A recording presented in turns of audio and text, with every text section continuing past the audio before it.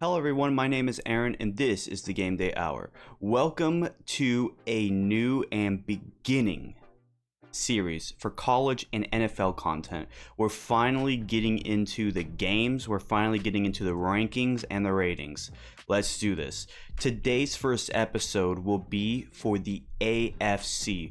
Today, we are going to be guessing the records of every AFC team and seeing where they are in rankings, because I'm going to be doing this in a ranking order by record, not by division. And we're going to see who makes the playoffs in my prediction and who misses out. I hope you guys enjoyed this type of content, and if you do, please leave a like, comment down below, and subscribe.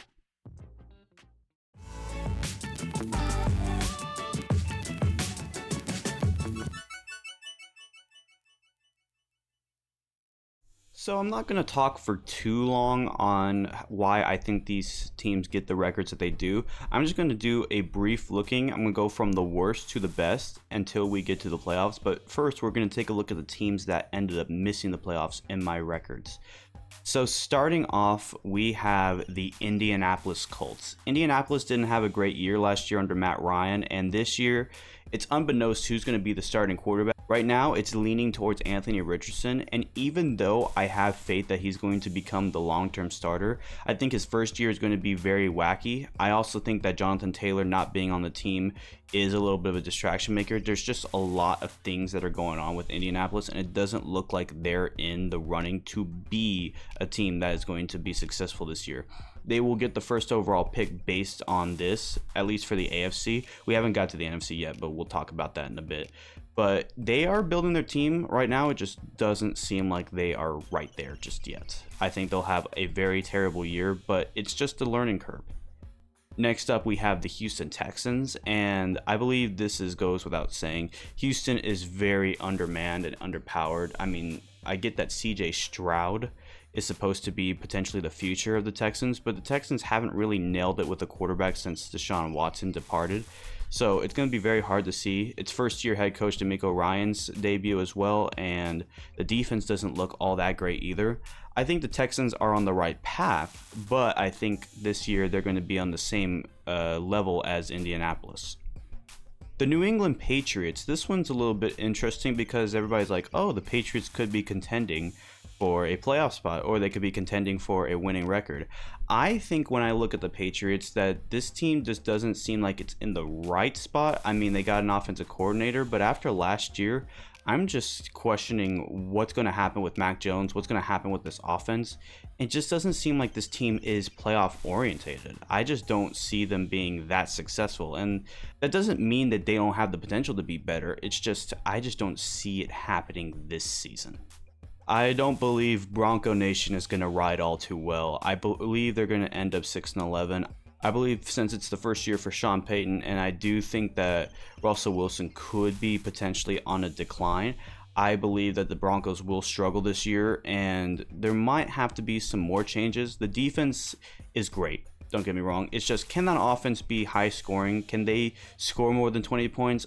I'm not too sure, and because of that, I think that the Broncos will struggle this year. There might be some improvement, but I don't know how much I trust the Broncos going into this season.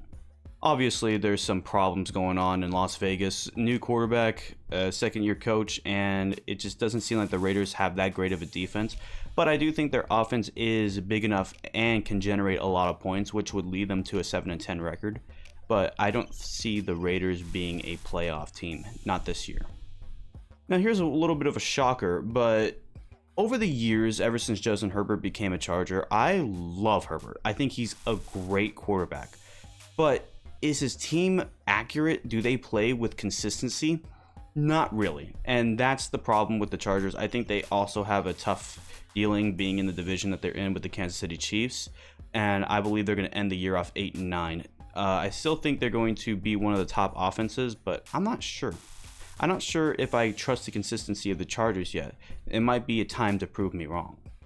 Cleveland is definitely moving in the right direction, but I will say that they still have a little bit of time off to make the playoffs, and I think that the Browns will be 9-8, missing out on the playoffs and being last in the division, but I do think that they are moving in the right direction, obviously. I think their defense is great. I think their offense is finally getting there. And soon enough, they will be a playoff team. I think it's going to be maybe next year or in 2 years, but not this year. It'll be very close though. So if you think that the Browns are going to make the playoffs, then pick on it. I think that they're very close and they could break through, but it'll be very close, but not this year. Pittsburgh is one of the youngest teams right now, but their defense is still very powerful, and it seems like they're starting to click with a little bit of offensive chemistry. It's just a matter of, can they put it together this year? I think they become very close to being a playoff team, but same record as last year, 9-8, and they miss out on the playoffs. The Titans ended up getting DeAndre Hopkins, but I don't know if that's going to be enough. I believe that they are going to be very good this year, but missing out in the playoffs because of other teams with the same record who played better and had better statistics and obviously qualified for what the NFL needs to make the playoffs. So 10-7 for the Titans, just miss out just a tiny bit. It's time to unveil who ends up making the postseason. Now, this is going to be how the postseason is. The top 4 of their conference gets 1 through 4, and then the best records after that get 5, 6, and 7. Let's do this. The Miami Dolphins have looked to be making big moves. Last year, they made the playoffs even though they didn't have Tua in the game against Buffalo. They still played very well. Their offense is overpowered.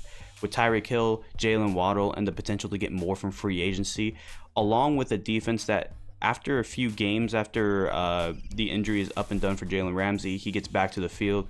Him, Xavier Howard, and Eli Apple run the secondary. It's going to be tough to pass on this Miami defense. So they end up 10-7 and just sneaking into the postseason. The Bengals drop to the 6th spot. I think that the Bengals are going to start the year off a little rusty because Joe Burrow is under the injury that he is under. That means that he's going to start the year off a little bit slow, and they're going to start the year off with a negative record, but then work their way back up to 10-7 to make the postseason as the 6th seed. I still think they are a big threat to make the Super Bowl, but the injuries in the beginning might hurt them. So I do believe that Aaron Rodgers gets the Jets to the playoffs with a very good 12-5. Do they win the division? No, I still think that's Buffalo's to win, but they have great odds. I don't believe they have that tough of a schedule outside the AFC East this year, and even though they have some tough games up and coming early on, especially against Buffalo, against Dallas, I believe that they are going to have consistency throughout the year and stay at the positive record all the way into the playoffs, but just miss out on having any home field advantage. The Baltimore Ravens secure the AFC North. I believe that Lamar Jackson has a pop-off year and that offense gets going along with that defense doing what it does best. They go to 12-5 and capitalize on Cincinnati's slow start to the year to win the AFC North, but they will be the lowest seed because of who they lost to near the end of the year, who we're about to unveil in just a few seconds. But 12-5 for the Ravens, 4th seed, host a playoff spot. The Jaguars are at the 3rd seed at 12-5. I think Trevor Lawrence has a breakout year along with Calvin Ridley and Christian Kirk being his main receiving core. They beat the Ravens to get that split that takes them into the 3rd seed where they get to host Cincinnati. The Bills, of course, win the AFC East. I think there's no question about that. They have the most chemistry on already loaded offense and a top 4 defense. So 13-4 is a nice place to put them. They will be able to host playoff game against Miami Dolphins. And now for the number 1, who else is going to be? It's the Kansas City Chiefs, the Super Bowl champions at 15-2, by the way. I believe that the Chiefs are very powerful and they are still going to have that Patrick Mahomes, Travis Kelce is still going to be unstoppable. I believe that the Chiefs are just simply a team to beat no matter who it is, whether it's in the AFC or the NFC. They are the team to beat, and there's no questions about it. And that'll do it for today's episode. Again, short and sweet. Those are all my rankings. Chiefs, Bills, Jags, Ravens, Jets, Bengals, Dolphins all make the postseason. Next up, of course, is the NFC, and before I go, I wanted to let you know that I just got on TikTok. So what I'm going to use that TikTok for is to promote the next video that's going to be coming up, while also promoting the videos that do come out when they come out. So I hope you guys are ready for that. And yeah, that should do it. Of course, go follow me on Facebook, X, and Instagram, and subscribe if you haven't already.